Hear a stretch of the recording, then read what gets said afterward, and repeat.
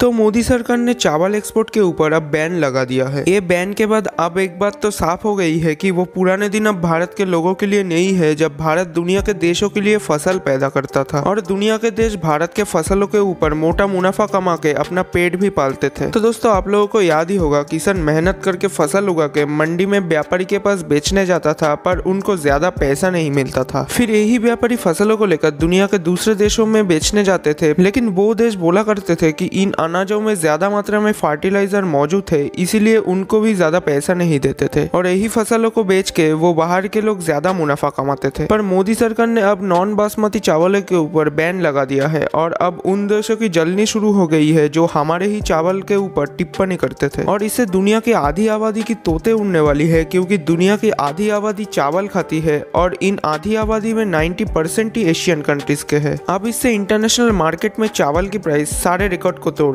एक तरफ तो आप लोग रशिया को देख लो, रशिया ने अपने फूड ग्रेन के एक्सपोर्ट के ऊपर बैन लगा दिया है जिससे गेहूं, मक्के और सनफ्लावर्स के प्राइस हाई हो गया है। और भारत ने तो पहले से ही गेहूं के ऊपर बैन लगा दिया था और अब चावल के ऊपर भी बैन लगा दिया है, जिससे बाकी देशों की वाट लगने वाली है। अब कुछ ऐसे सिचुएशन है कि भारत में पिछले 7 दिनों से चावल के रेट बढ़ते ही चले जा रहे थे और बढ़ने का कारण भी था क्योंकि भारत के अंदर बड़े बड़े राज्यों में फ्लड आ रही थी, जैसे पंजाब के अंदर, हरियाणा के अंदर, जिससे इन राज्यों में चावल की खेती नष्ट हो गई थी, जिससे चावल की किल्लत देखा जाने लगा और इंटरनेशनल मार्केट में अब फूड क्राइसिस शुरू होने वाला है। पर मोदी सरकार का कहना है कि नोटिफिकेशन के पहले जिन व्यापारियों ने सौदे कर लिए थे उनको बेचने की अनुमति सरकार दे सकती है, पर अब जो भी सौदा होने वाला है उनके ऊपर बैन लग जाएगा। अब इन सारी सिचुएशन को देखते हुए लगता है कि भारत में बासमती चावल की प्राइस बहुत बढ़ने वाली है, पर उससे पहले इनको उगाना भी तो जरूरी है। तो आप लोग इस विषय में क्या सोचते हो नीचे कमेंट करके बताओ और अगर ये वीडियो पसंद आए तो लाइक और सब्सक्राइब करके जाना।